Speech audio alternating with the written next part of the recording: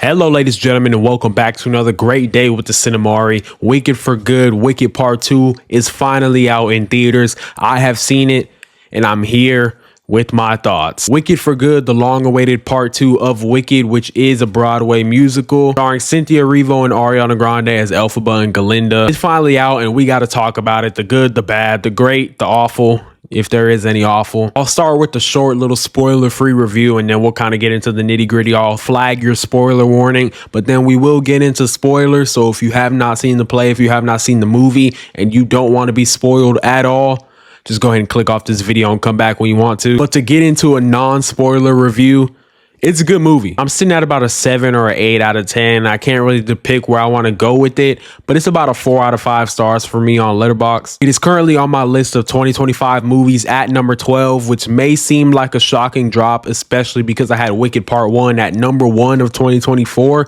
but it's not. 2025 has just been feeding us a lot of heat. I mean, the acting performances, though, throughout this entire film are great across the board. Do I even need to get into it? Ariana Grande, just give her the Oscar right now. Cynthia Erivo is also great. Feels like Part 1 is more Elphaba's story, how she's misunderstood, how we need to understand her point of view. But I feel like Part 2 is a little bit of Galinda's side. You see some of her backstory in this film. Not going to get into what it is at this point in the video, but you do see some of her younger side. Jonathan Bailey as Fiyero. I mean, honestly, I could think of a gazillion actors to come to mind right now, and I don't think anyone could have done Fiyero as well as Jonathan Bailey did. But I'm sorry, I did lie to you when I say great acting performances all across the board.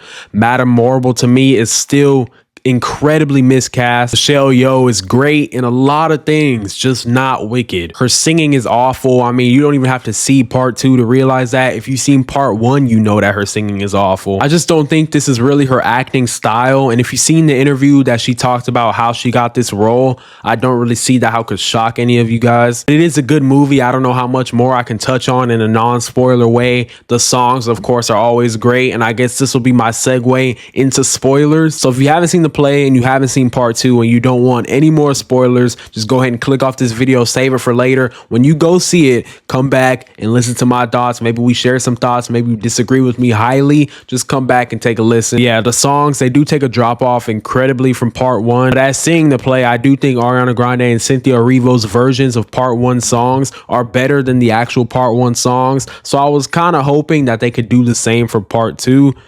It didn't really happen that way, but it's all right. They still did great. Of course, I'm a fan of No Good Deed. Of course, I'm a fan of The Girl in the Bubble. That's a great song, by the way, Ariana. The songs for me, they did just take a big step down, especially when Michelle Yeoh and Jeff Goldblum tried to sing. I wasn't really a fan of Wonderful to begin with, but Jeff Goldblum just botched it so bad. I do have one complaint. This kind of just for me, it wasn't really anything to bring me down in points of the movie, but I'm a big fan of No One Mourns the Wicked. I think that's the best song in the entire play. And obviously, you know, Part 1 starts off with No One Mourns the Wicked and she's telling a story. So obviously, with common sense, you know that the play also ends with No One Mourns the Wicked. And at the end of Part 2, it had the oomph, it had that power, it had that juice that it was able to end with. But in the movie, I don't know, I feel like they kind of went away from the juice that was in the play a little bit. They were kind of like sadly singing to me. Ariana singing No Good Deed, she's obviously sad when she's singing it, and then the background,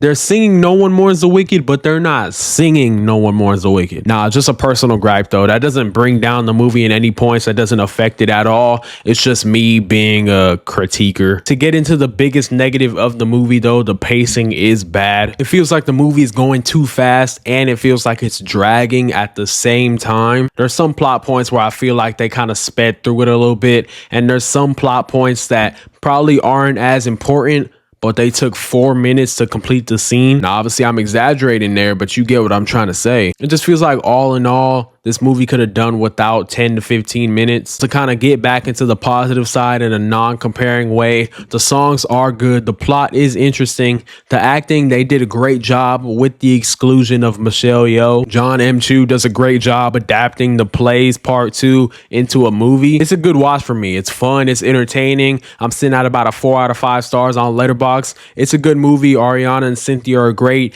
Give them the Oscars. I'm all for it. Wicked for Good is out now.